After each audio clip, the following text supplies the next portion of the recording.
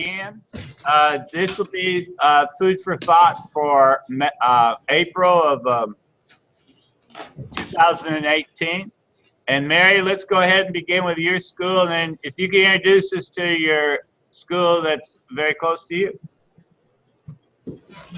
Okay, so perhaps we will begin with our student introducing our school, and then we will hand over to Nantou High School, and they can briefly introduce their school as well. Hi, we are the affiliated senior high school of National Zhongxin University, and there are 1,600 students in our school, and there are 3 grades in our school, which are grade 10 to 12. Our school days are from Monday to Friday. We go to school at 8 a.m. and What time does our class end? 5 p.m. Yeah, okay. And we're located in the city of Taichung. The center of Taiwan. Yeah. Okay, so before we begin, we will hand over to Nantou High School first. And Nantou High School, could you briefly introduce your school as well? Nantou High School.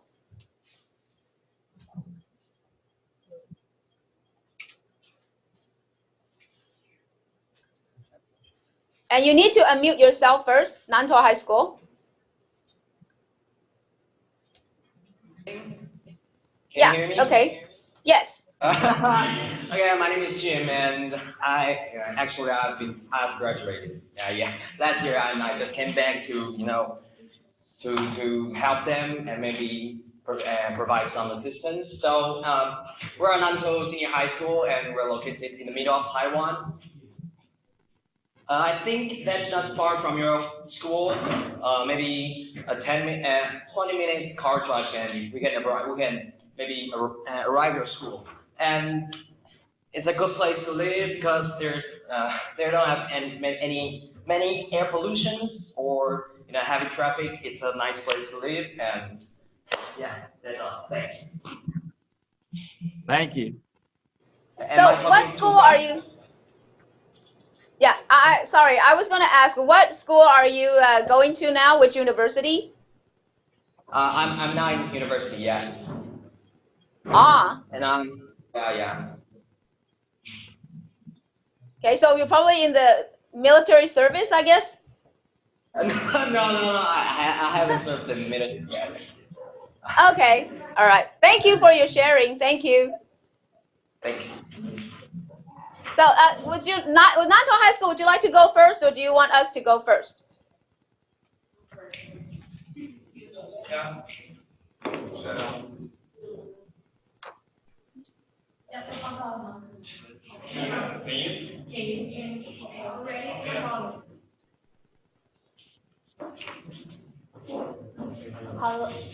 Hello, ladies and gentlemen. I'm pleased to have you all today, and our team member, we are students from Nantou Senior High School. Our team members are Eva, Jenny, Peggy, Yuki, Judy, Alex, and Abby. Our instructor is George. The end of this presentation is to introduce you the Dragon Boat Festival. Dragon Boat Festival is a traditional activity in Taiwan. The origin of this festival is due to people's love for Qian, an excellent Chinese poet and the loyal official. Excuse me, are you showing your PowerPoint slides?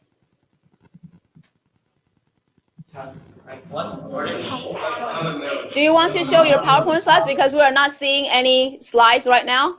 Should you be showing your slides?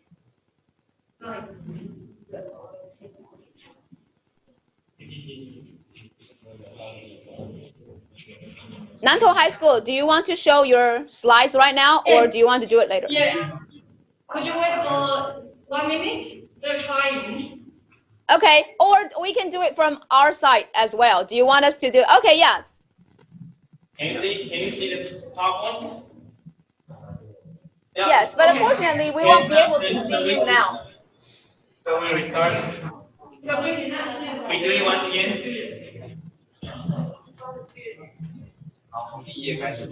Now that's good. Great.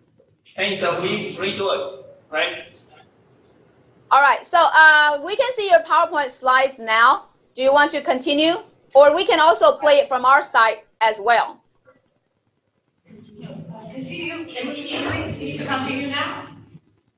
Okay, yeah, go ahead. Go. Yeah, okay. The jury rival setting up and let him go into this. But although he was expelled by the emperor, he still cares about the politics. So the state of the country was getting worse and worse. When he was 62 years old, he decided to drown himself into the river. But because everyone admired him, so they rushed onto the boat and searched for him. Everyone was unable to find him, but they still commemorate him today. Let's invite Alex to tell you folk activities.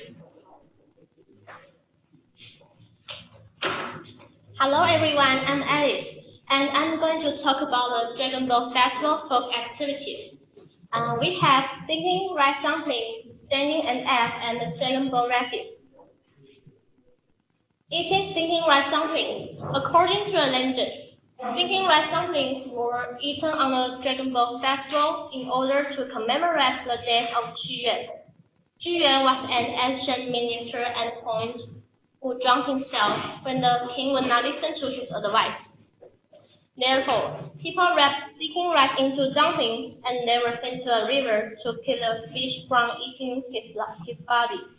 Nowadays, eating stinking rice is the most important custom on the Dragon Ball Festival. Standing an egg. If egg can stand upright at noon on the day of the Dragon Ball Festival, it means that there will be good luck in the coming year. Dragon Ball races. After Qu Yuan jumped to the river, the fishermen raced to try and save him, although they were too late to save his life.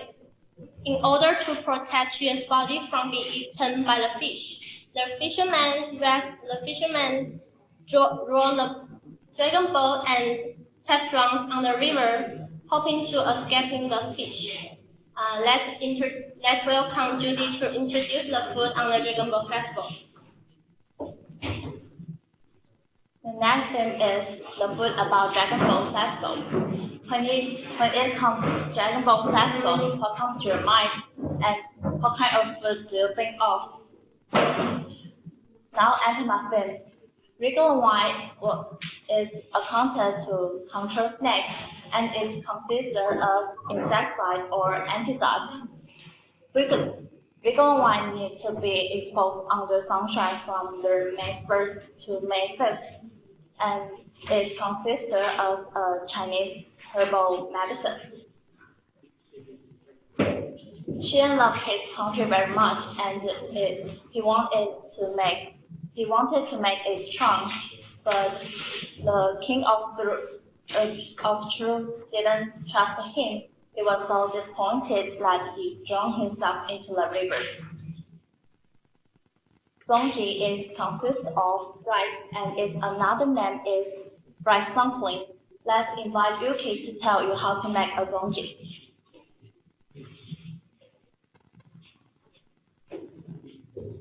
Hello everyone, my name is Yuki. So now I will introduce you how to make a zong.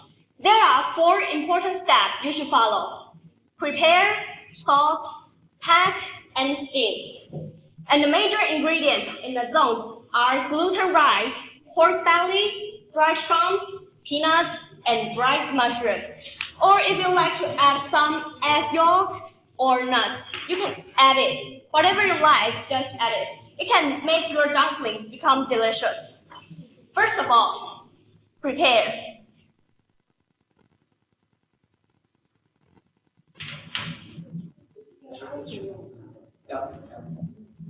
Soak gluten rice for 2 hours, and then slime the mushroom, soak dried shrimps, chop the pork, and boil the peanuts.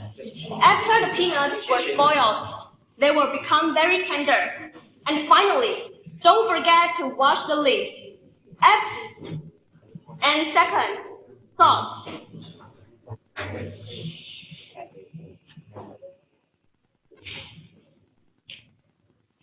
Fry all ingredients with garlic, ginger, soy sauce, and fried garlic. And then finish these two steps. We can pack a zone. Now we invited Peggy to show us how to pack a zone.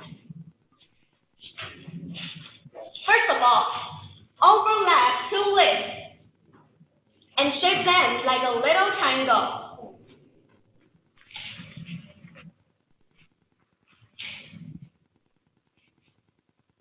Shape them little triangle. And then put all the ingredients in the middle place and cover with some gluten rice. Next, use your right hand to cover the mouth. And then use your left hand to pinching the zones for shaping. Make extra leaves cover the body. And the final step is use a rope to tie it.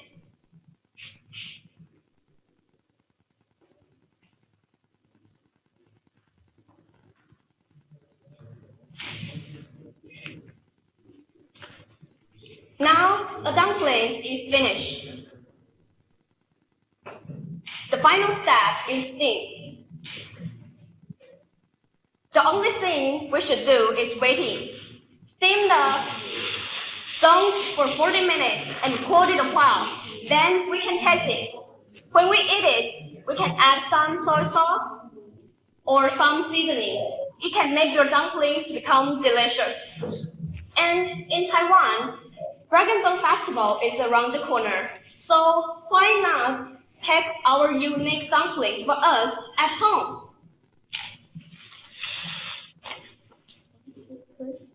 Thanks for your attention.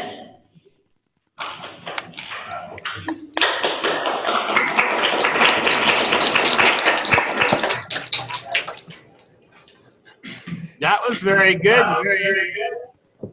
Thank you. Now, when is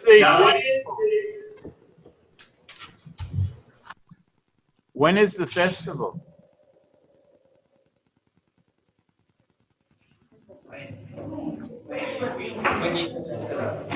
May 5th. Yeah, when does that festival take place? You said it was right around the corner. When is it? It is take place on May 5th. Oh wow, yeah. Double five. And what year did he drown himself in the river? You know?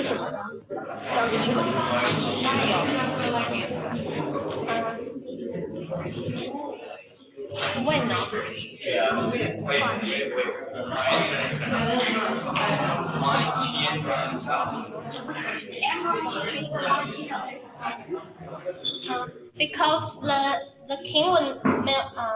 Because the king would not listen to his advice. He was disappointed. Okay. Thank you so much. What do they taste like? What do those dumplings taste like? It tastes like a little stinky and chewy. It sounds really good. Looks really good too.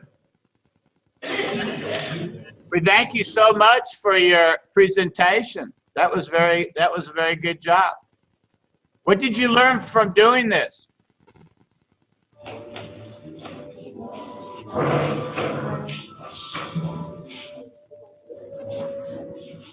Can you tell us what you learned by doing this?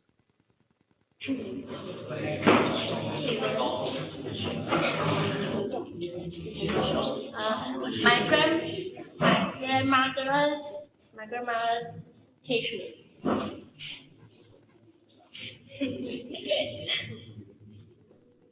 Very good. Do you have another presentation, or should we go to Mary now and you can ask them some questions? We actually have a question for them. Go. Did you guys add some sauce like sweet and spicy sauce to the dumpling?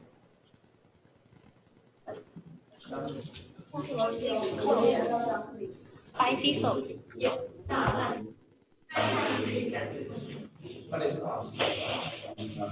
Some spicy sauce or soy sauce, you can add it.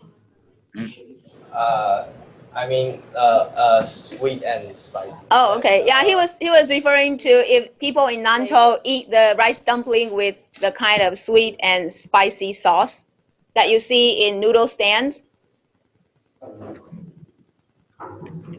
Is it like a dipping sauce? Would you Yeah, dip it? you can use it as a dipping sauce. And do you dip your dumplings into the, what's it called in Chinese? 甜辣酱, right?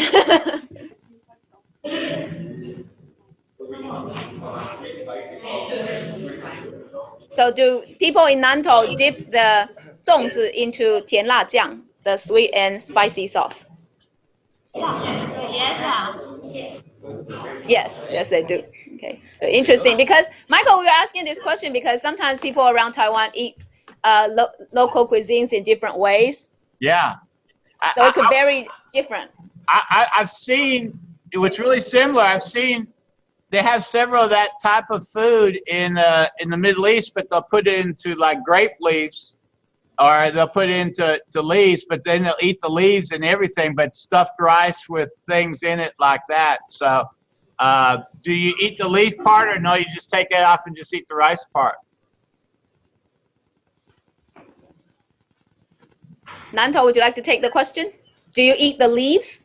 The leaves that you wrap the rice dumpling with? Do you eat the leaves? No. Open the legs and No. let Yeah. No, we cannot eat the leaves.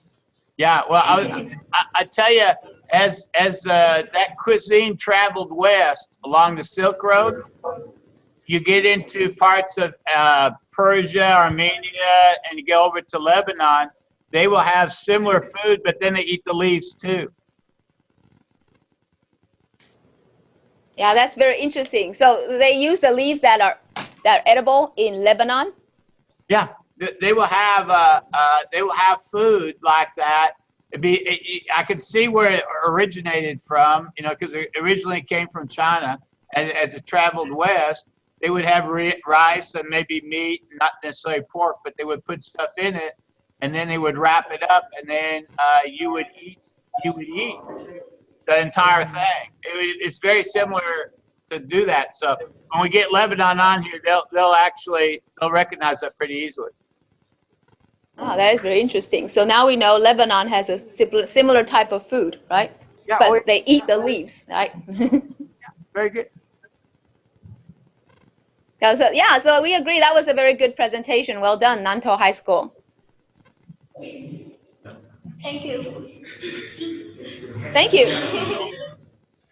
Okay, so now we will proceed with our presentations. We will be introducing 2 types of food.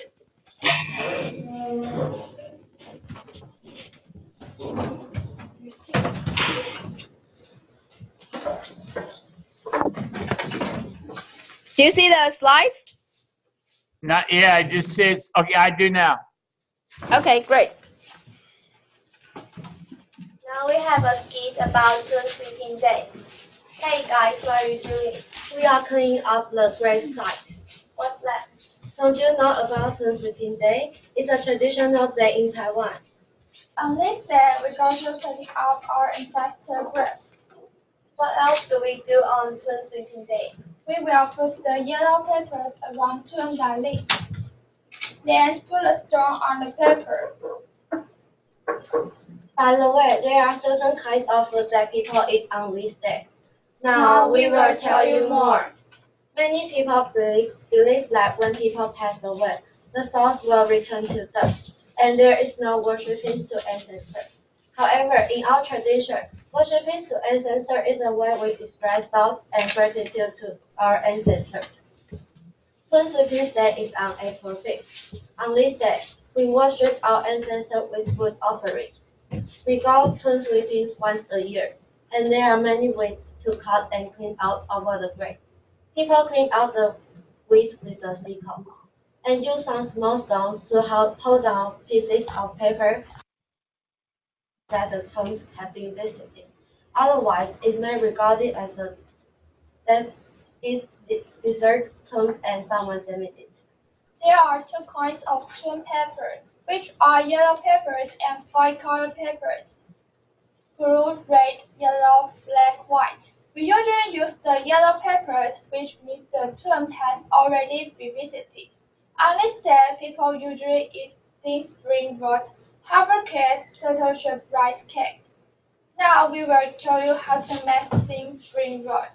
Ingredients for 4 servings: 8 pieces of spring roll wrapper, 10 pieces of dry tofu, 200 grams of fish, 200 grams of pork belly, 100 to 150 grams of fish butt, 115 to 200 grams of cabbage, 115 to 200 grams of carrots, 2 eggs, some coriander, some black pepper, 5 to 6 teaspoons of peanut powder. Directions: first, cut the pork belly and the dry tofu into strips. Next, shell the cabbage and carrots. Third, saute the pork belly and the dry tofu, and add some pepper. Fourth, sauteed the cabbage and carrots. Fifth, cut the egg into strips. Sixth, stir fry the bean sprouts, cabbage, carrots until soft. Seventh, wrap up all contents in the spring rolled wrapper. You may choose the type of ingredients which you like and share with your friends. Next, we will introduce another food that we eat on Twin Sweeping Day. It's a traditional dessert, and it is also a kind of offering. They are called angugui and taogui in Taiwanese. Both of these are made of glutinous rice flour, and their flavors are sweet and salty respectively. Angugui is one of traditional Taiwanese rice food, which symbolizes long life. Most of its shape is circle, which represents family reunion. The ingredient filling is usually red beans or green beans. Another food, taogui. The covering is made of glutinous rice flour mixed with Jersey cut wheat and Asiatic wormwood. The filling contains ham, mushroom, and dried radish. Traditional taogui and angugui are also molded into a turtle shape, which represents fertility and prosperity. Thank you for attention. Do you have any questions? So Yeah. we will take questions before we move on to another celebration food. We actually have another team. Yeah, when does Tomb Sweeping Day take place? It takes place on April 5th. Oh, okay. Now, do you also celebrate anniversaries of a death too?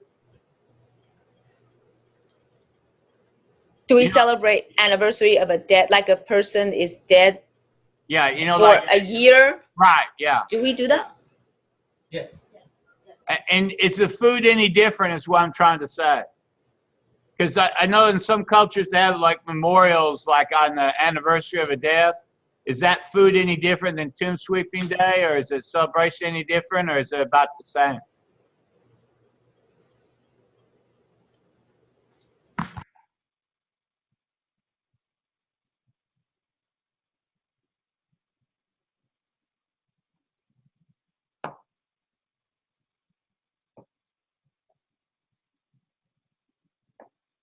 Michael, it seems that the customs vary from family to family. Okay. So I was just wondering because, like, I was going, oh, my family. Well, I don't believe I remember doing that. You know, the anniversary for a dead. But some of the students here are saying that there are families that do have anniversaries for the dead. Yeah. Would you like to tell us about that? What is it that you use as offerings in the anniversary for the dead?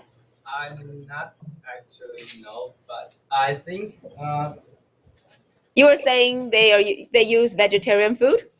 yeah, they use vegetarian food to make they I think they use soybeans to make the food and shape it like real meat. Yeah. Oh, okay. Yeah. See, So, I see a lot of them in dramas that they symbolize stuff, and that people will have different ones. And I noticed like we have a very similar one in the culture here where we live, where we have called Day of the Dead, where they celebrate very similar to tomb sweeping, and they'll go out to like graveyards, or you have a little altar in your house, and then you would have a picture of the people, and you would make food and stuff like that. They normally here try and make the favorite food of the person who passed away, if they know what it is. So I was just wondering. Thank you so much. you're welcome. Any other questions from the other site in Taiwan? If not, let's go to your second one. Okay, any more questions for this presentation?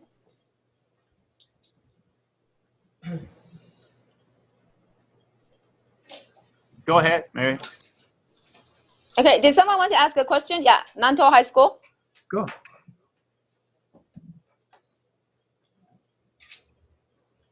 I think you're still muted. Try again. The microphone, unmute. I will do it. Go. Go. 不好意思，你猜了，他不会。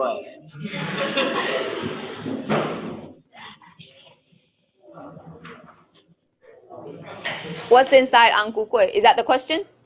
Yeah. Okay, what is inside Ang Ku Kueh? Filling is usually red beans or green beans. And sweet, right? Yeah. Okay, so the filling is sweet. Sweet red beans or green beans. Okay.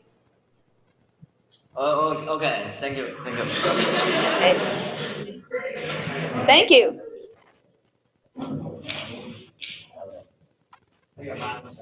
Okay, so any more questions? If not, we're moving on to our next presentation. Okay, go ahead. As a Buddhist, I go to sweep the tomb every year. But somebody believes in God and somebody believes in the Buddha. So if you are believing in God, you are Christian. You do have to go to clean the tomb every year or on a specific day. So the question was, are you speaking to anyone in particular? Do you mean that do people go tomb sweeping on that particular day or on any other day? No. I mean, if you are a Christian, do you sweep the tomb? Ah, okay. So anybody here a Christian? 有没有基督徒? Unfortunately, we don't have anyone here a Christian. Okay. Oh, yeah. Okay. So we have one. Do you go tomb sweeping as well? Yes, but we will not take Incense? Oh yes, we will not take the incense. We will just worship the ancestor only. So as a Christian and from a Christian family, she still goes tomb sweeping, but they don't use the incense that you light up. Those things, they don't use that. Hey, Mary. Yeah. Mary, the burial custom there in Taiwan, are they put into mausoleum, or are they put into the ground, or are they put into a jar? Anybody want to answer the question?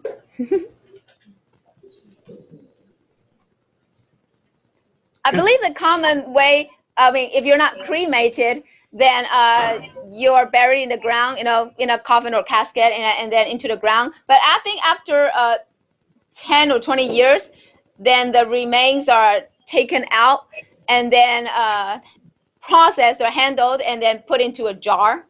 Okay, because I was thinking that the name tomb sweeping would be kind of erroneous because there wouldn't be a tomb, would there? But still, the people who are buried, like I said, for the first 10 or 20 years? Uh-huh. 几年会 Oh, I watch? see. 大概15。So I was asking Brian. He said that after, if you are buried in the ground, that after 15 years, then people will remove the remains after 15 years. So you will still have 15 years to go tomb sweeping. Okay. That's why. What's the Chinese word for it instead tomb sweeping? What would the Chinese word be? How do you say tomb sweeping in Chinese? Right. Okay. And then that translates into tomb sweeping in English? Yes. Okay, good. Learn something every day. Do you have more questions for us, Nantou High School? No, thanks. Thank you.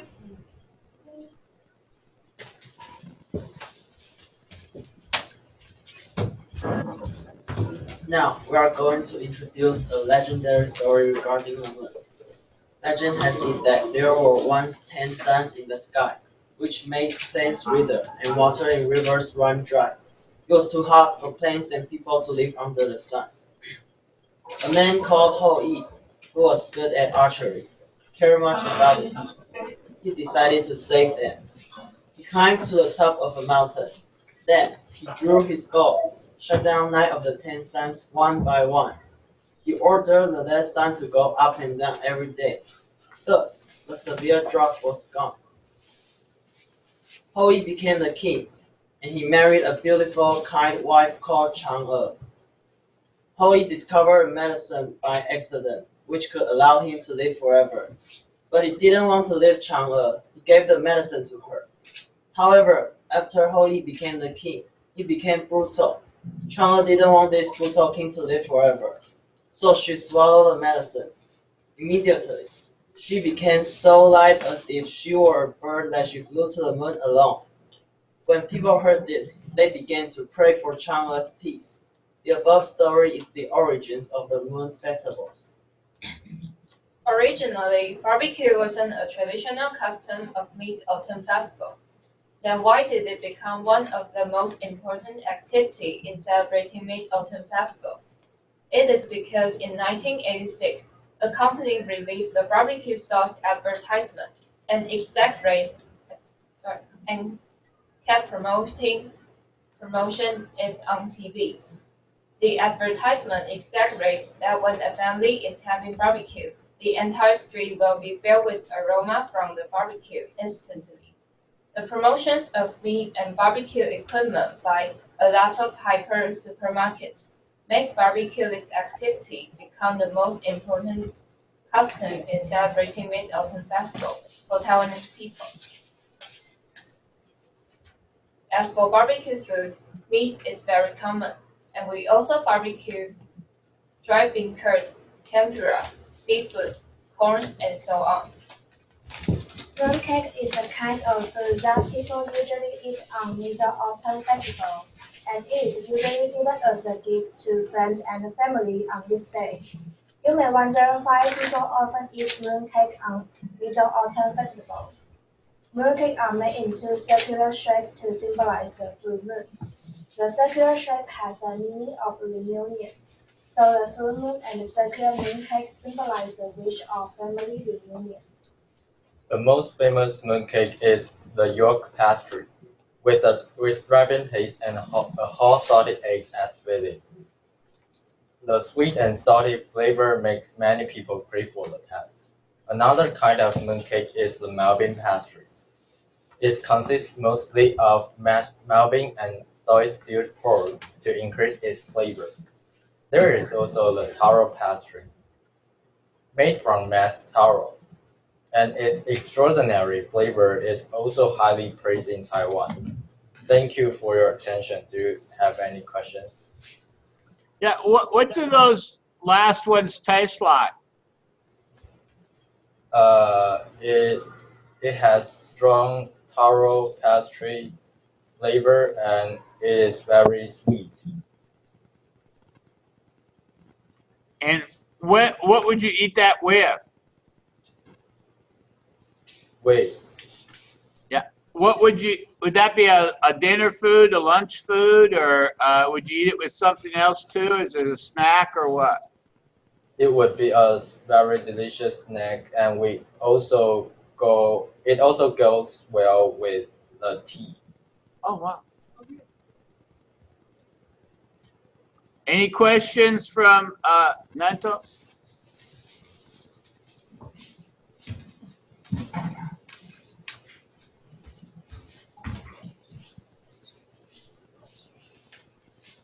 Do you have the same kind of snacks there too, and the same?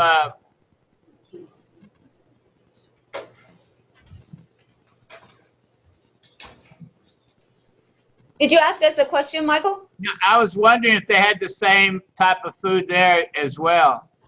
Oh, in Nantou? Yeah.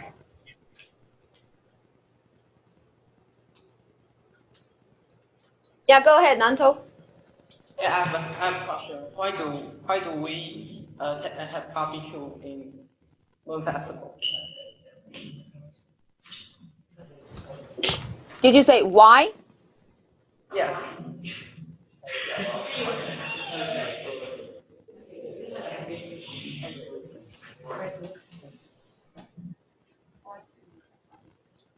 Did you ask why we had barbecue in during the Moon Festival? Yeah. Okay, yeah, go ahead.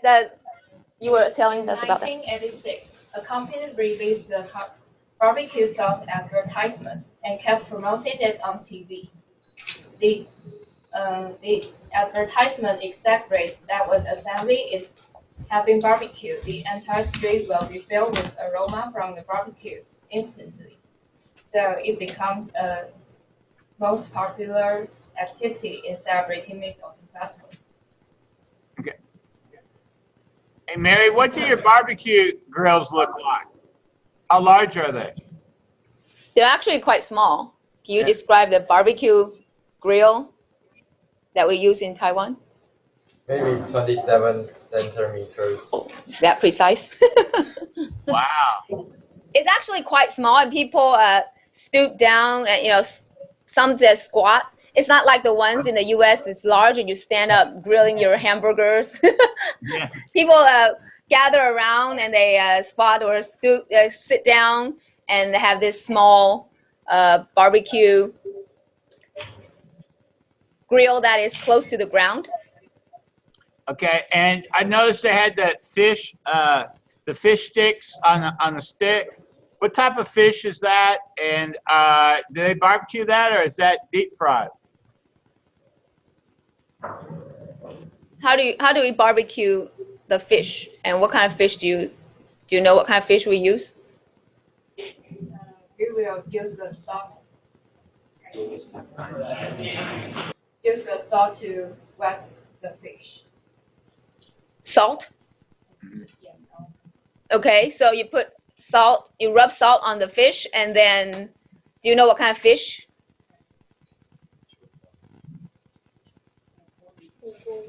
Okay, so probably somebody has to look that up. I don't know the name in English either. Okay. No, I was wondering because it looked like almost those you see in some parts of your world, they have those fish sticks they sell at markets and they sell at stands where they're deep fried. I didn't know if that was they look like that or not. I think Nanto. Another question. Go They're ahead. not referring to the ones that are deep fried. They're referring to the ones that are barbecued and grilled. Right. Yeah. I was just saying Right. they look similar, so I didn't know they all have. They had a stick, a skewer, or what do you call it, in it. And now, what type of peppers would you grill? I know it looked like in that picture they had green peppers. I didn't know if they bell peppers. Do they grill peppers and stuff too for the vegetables, or what vegetables would you grill? Do you know the pepper? I think we have also the color red and yellow pepper as well. Okay. And do they ever put onions or anything else or potatoes in that too, or no? Do we also grill onions and potatoes?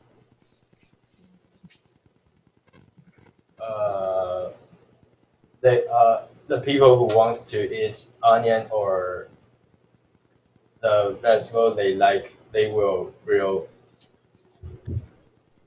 ang made of the best.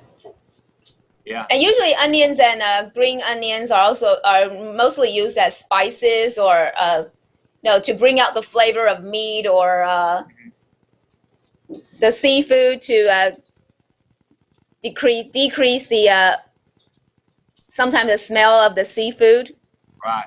No, see, I was wondering as you move west, like along the Silk Road, when this same food comes in the Turks and they start making kebabs, you'll see all kinds of exotic kebabs with all kinds of neat vegetables and food and different meats like lamb and goat meat and and a bunch of other stuff too. So I could actually kind of see where it kind of originated from. Looks like.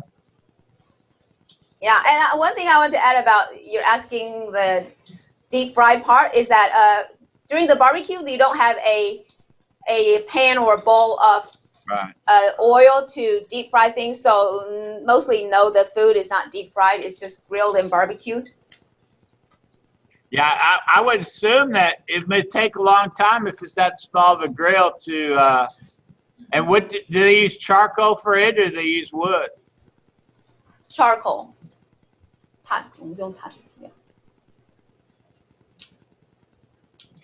Did Nanto have any questions? I think I interrupted somebody who's going to ask a question. I'm sorry. Nanto High School, do you have any more questions?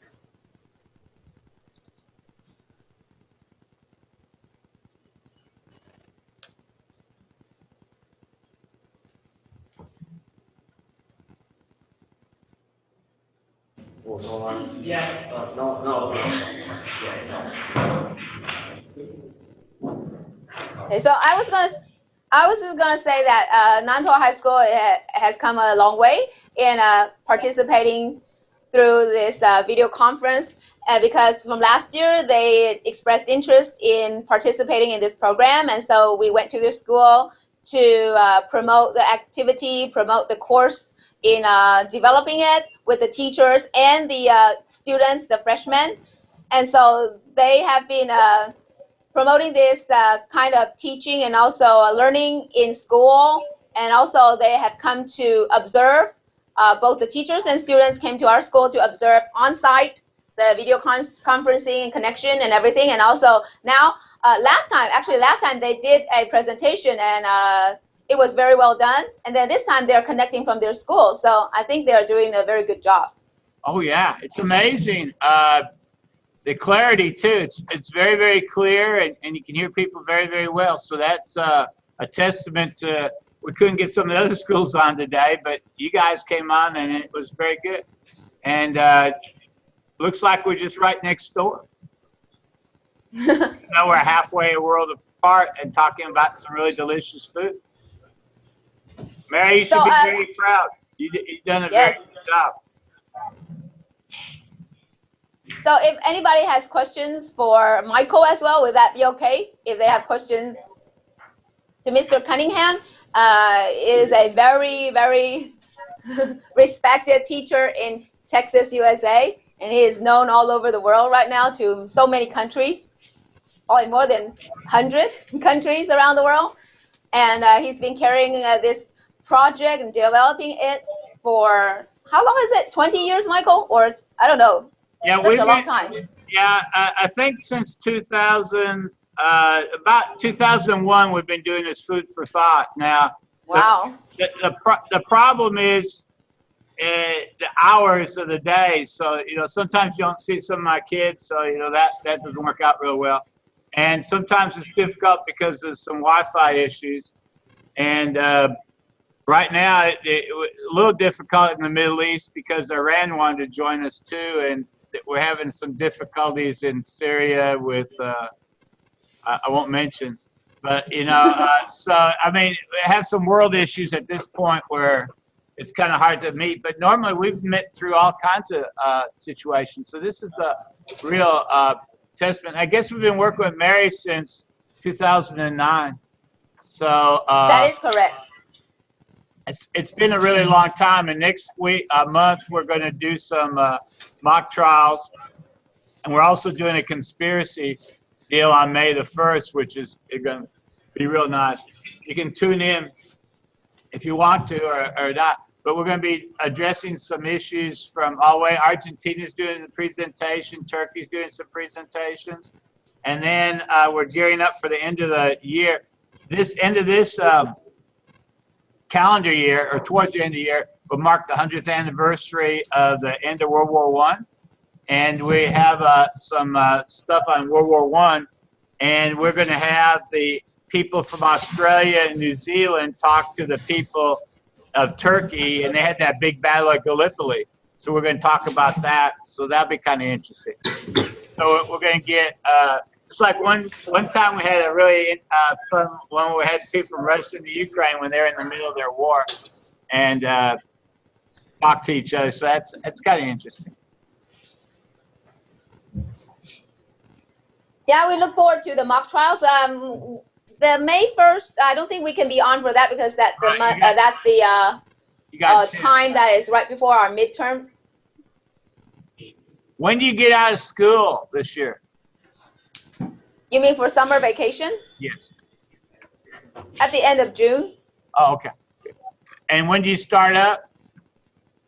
The last day of August, somewhere around there. Oh, good. Yeah. See, we'll get out the 7th of June, and then we'll start up, I think, about a week before you do. Ah. So we don't quite go as long as you guys do. Right. And some don't stay as long hours either. No, we'll start at 8:30 and get out at 4. And there's a lot of filler time in amongst all that too. So it's a lot different when and you guys have school after school as well. Some people take enrichment courses, and they're called cram schools, cram courses, right? Yeah. And anybody? Yeah. We're lucky to get the students in the first place. So yeah, it's an entirely different situation because we were talking to some schools in Korea about a year or so ago, and they were going to school from about 7 in the morning to 11 at night. Yeah, the students may stay in cram schools till 9 or 10 in the evening. Yeah, that's amazing. I wish we had that kind of fortitude for our students as well. It's a lot to be said for different customs. The expectations in Taiwan of your students right there, how many students expect to go to university and get a professional job? What would be your percentage? So after high school, do you plan on going to college? If yes, raise your hand. After high school, you're going to college. So here I would say 100%. Okay, how about, so every student is going on to college and university. How about in Nantou High School? Yeah. Are you going on to university?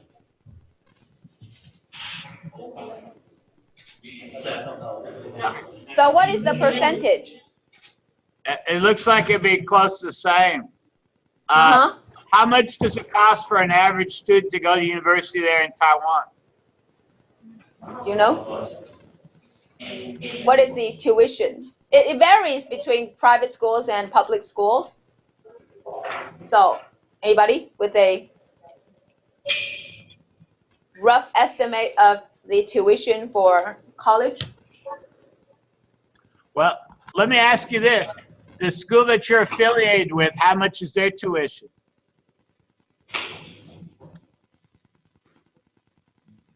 Okay, so Brian did the math and he said that, is that for public or private school? Public school is, less expensive, and that's about $1,500 US per semester. Oh, wow. Is that good or bad? Well, bless your heart, Mary. Some of our students, at the public school, it'll be around $30,000 a year. And then for a private school, you're talking about maybe 50, 60, 70. Where Jacob went to, I think his is around $80,000 a year. Wow. Yeah, in the United States, the colleges and the university have gotten so expensive, it's unreal. Huh.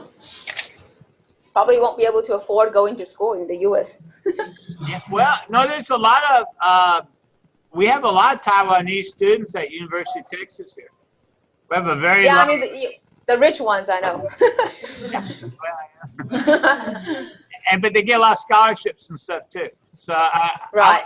every time I ask, it's just amazing because we talked to Croatia and they said their school is real expensive. It was like $350 a year.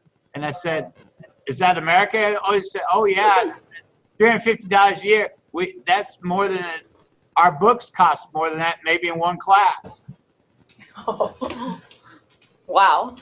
Yeah, so I mean, it gets to be, freedom has a cost, I guess, and that's what's happening for our deal. How large is your university that you're affiliated with?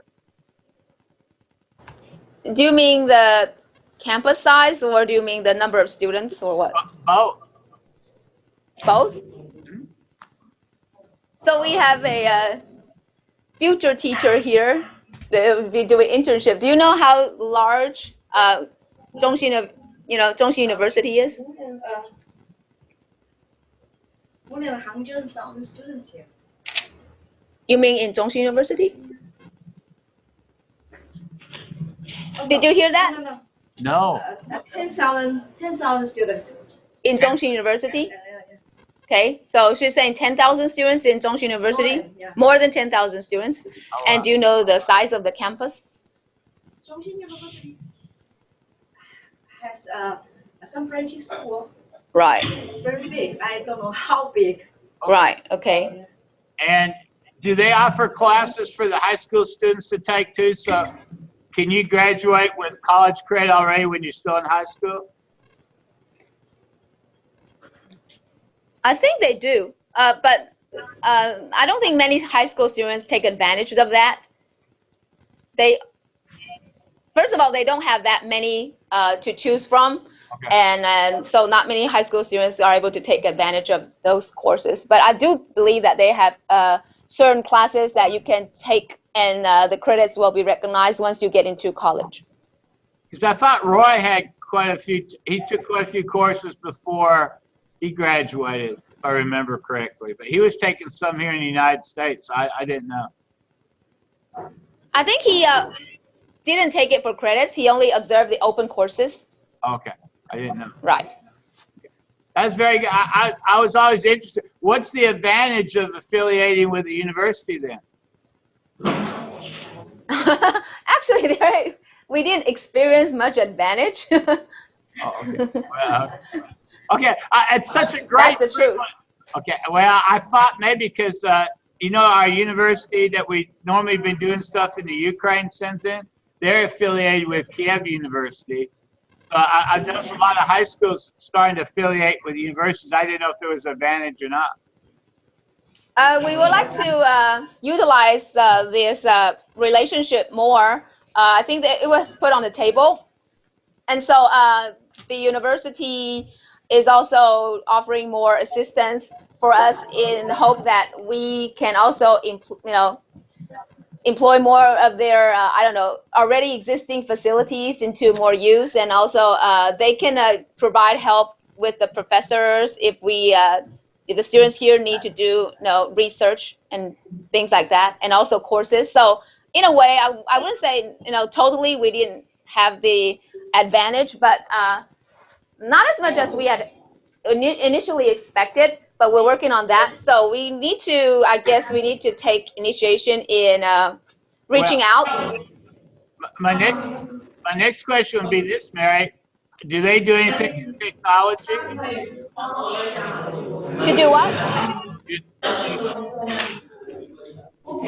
Do they do anything in technology? Technology? Yeah, I mean, do they do anything like you're doing with other schools? Not on a regular basis, because the professors were also asking me and inquiring about how I was developing my program, and one or two mentioned that they had done it once or twice, but then it never, it never kept on. So yeah, they were saying it was a pity. So I was thinking that perhaps the curriculum development itself is quite as important if you want it to be, ongoing, and to see students actually learning and growing. Well, the reason I ask, I have a person I know real well, I guess maybe last 10 years, and he's teaching in the country of Georgia. He's an English professor, but he's very interested in doing some things with high school students and stuff, maybe talking about literature, English literature, or that's what he got his doctoral degree in. So I was wondering maybe we could set up something for next year for sure, and maybe look at a book or something like that. But he specializes in English as a second language, so it'd be a pretty easy, maybe a chapter out of a book. Yeah, perhaps you can start a dialogue, and so that all the teachers can touch base and try to meet all sides, the needs of all sides. Right. So that we can, so we can know that what we can give our students for the curriculum. Yeah, I'll get back with you. I think that Nato had a question or something. Nantou High School, do you have a question or comment?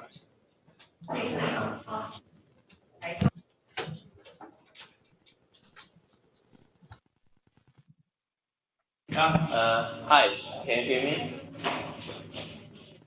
Yes. Okay, I have a question.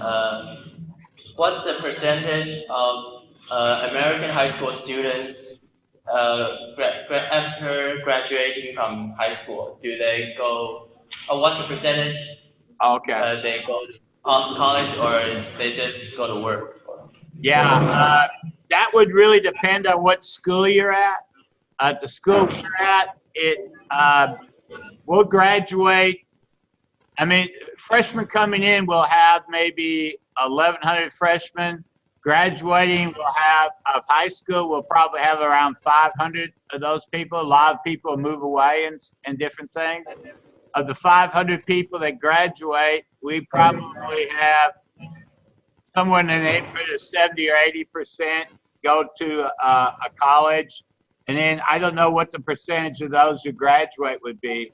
I know like a lot of the same kids that have been going to school as long as we've been working with Mary, I would assume they had many more people graduate from college I know of than some of the people that we had on our end.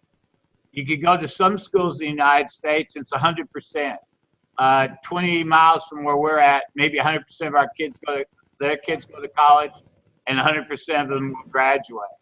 Then there are some areas in the United States, like Detroit, where 1,000 kids would start school in the 9th grade, and less than 50 kids will graduate from high school, and of those 50 kids, less than 10% will ever go to college. So there are some. It's just all over the place. American high schools are taking a large hit right now for not necessarily preparing people really well for either the place of work or college or university. And we're in the middle of my particular state, we're in the middle of a new program where we're trying to help out more from school to work. So many of our students graduate from high school now with some sort of training certificate that they could get a job in the nursing field or some other different areas. And we're just putting up a very new building devoted strictly for that. It'll be opening up next year. So we're really headed towards that direction. I would assume that when that takes place, we're probably maybe 60-40, 60% will go to university or college, and then 40% would go straight to work. Okay, thank you. How about your school? How many people would go straight to work? Almost 100% of the students. Okay, now let me ask you another quick question. How many of your students work while they're still in high school? You mean part-time job? How many?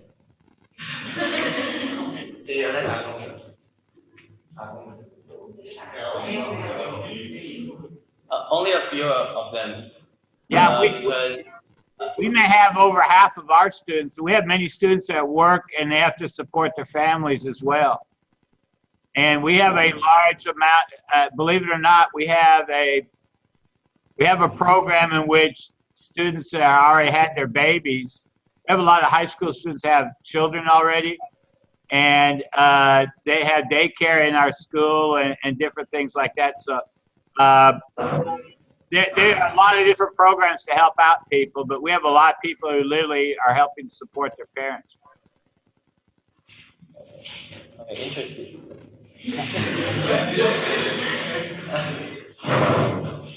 Okay.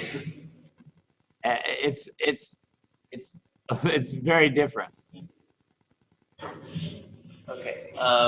We have another question. Okay.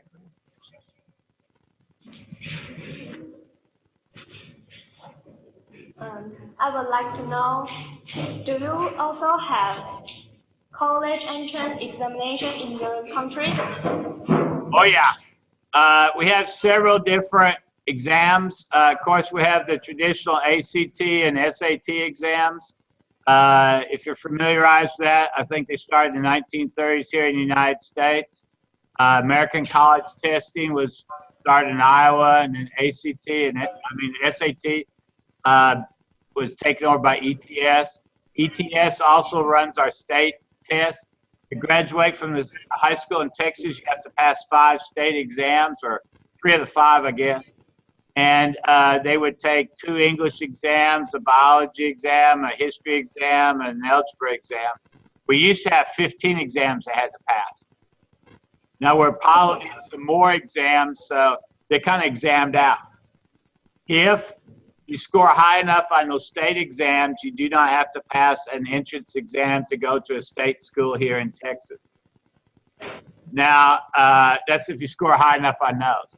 Then if not, you have to take what's called a TSI or another test. You have to go to any school here in Texas. You have to qualifying test. If you do not pass high enough on it, you have to take some remedial classes. And what the remedial classes will do is they'll add another maybe year or 2 years to your college. So many of our students, because of experience, are going to school part-time. So it'll already take them like 6 years. Now it'll take them like 8 years or 9 years to graduate from college if you go part-time. If you go full-time, it'd be between 5 and 6 years if you're not prepared. So in the United States, we test a whole lot out of people. You're more of a number than you are a person. How is it in Taiwan? We also have an entrance examination too, but it is a little hard to get a national college. Yeah, our test, if you're familiar with the SAT or ACT test, ACT goes up to 36 is perfect, and the SAT now is up to 1600 perfect. You have an 800 and 800. Normally good scores would be in the upper 20s for most really, really good schools in ACT. And then the good scores for the SAT would be 1300 or above. Our school doesn't average that quite yet, but we've had people that have scored perfect on both. So we've been real fortunate, but we have a lot of people with a lot of holes. Now, one thing I would like to explain about our school, probably 95% of our students are Hispanic, and maybe over half of those students, they'll speak Spanish at the house, so English isn't their first language. And and many of them are newcomers to the United States, and they have to take a test in English. So much of our testing is lowered by the fact that the tests are done in English, and many people may have a difficulty with the English language at that point. So learning English is really essential here, and especially for a testing situation, because they will not allow people to take it in Spanish. Yeah, thank you. Thank you. Any other? We also have another question. Okay, go. Hi, Michael. I would like to know what the difference between national university and private university in America. Harvard, what was the other one? I would like to know what the difference between national university and private university in America. Oh, private and okay. In the United States, we have several tiers of schools. Many of our private schools, probably the most famous would be the Ivy League schools like Columbia and Harvard, Yale, Cornell. Those schools have to score really, really high to get in, and then probably be a legacy. Somebody in your family has already gone there, and their tuition is extremely expensive. Probably in a neighborhood of $75,000, $80,000 a year, room, board, everything. Many of the people will get scholarships to go there, so it's a very dynamic school. Then we have what's called state universities, and in state universities you have two different types. You have under the Morrill Land Grant Act of 1862, they start land universities. Agricultural universities. And then a lot of those you hear like Texas A&M, Michigan State University, LSU, Louisiana State University. And these were basically set up to be agricultural universities, but they spread into everything, and they're very dynamic as well. And then we have another form of university called, they're state universities, but they're not land grant universities. And there'd be like University of Texas, University of Minnesota. Well, Minnesota is actually got ag campus too. University of Iowa. And these schools, tuition is fairly reasonable if you're in state. Depends on which state you're in. If you're out of state, they're a little bit higher. And if you're international, they're like 3 times as high as the other. Then we have tremendous amount of community colleges. Community colleges were designed to provide a good basic foundation and 2 years of training before you go to the university. Used to be called junior colleges, now they're called community colleges. Now today, many community colleges are offering bachelor degrees, a 4-year degree instead of just a 2-year degree. Where I'm located here in Austin, we have Austin Community College, and they offer a 4-year degree in nursing. And I hear talks that they may end up offering degrees in education as well. Now, what the difference of tuition would be, it may only cost you about $1,500 to go a semester to ACT. It would probably cost you around $10,000 to go to UT or A&M, and it probably cost you about $30,000 a year to go to Harvard. So you would, a year, a semester, you would see what you got paid for. Now, for graduation, it doesn't really begin in the United States. It's not so important where you start, it's where you finish. But Harvard and some of the universities will not take community college credit, or even have trouble taking CLEP exams. So a lot of times they will want you to go ahead and take all their courses at their place. I hope that answered your question. Thank you. Thank you.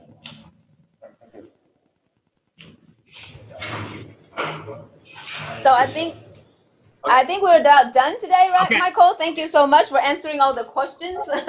Yeah, sorry. You're like the representative of the USA in education right now. Yeah, unfortunately, I guess I took that position. I'm sorry. And I apologize that we couldn't get the other couple of people on that were supposed to be on. Hopefully in May, we'll have, I think, back to 10. Everybody should be coming back. It was the people in Turkey, her birthday was yesterday, so I think she's out of pocket today. And there's a couple other things that we'll have. So we'll be back to that. I'm really interested about learning more about your barbecue, though, too. Yeah, perhaps we can do that in June. I think you have a barbecue outside cooking in the June sessions. Yeah, we'll elaborate on that. That's not a problem. I was just telling you, we barbecue year round here in Texas.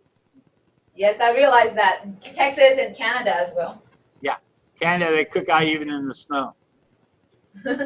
Okay, so thank you everyone for joining today. Thank you. And thank you, Nanto, for your great presentation and very good question asking at the end. It was a great pleasure connecting to you today.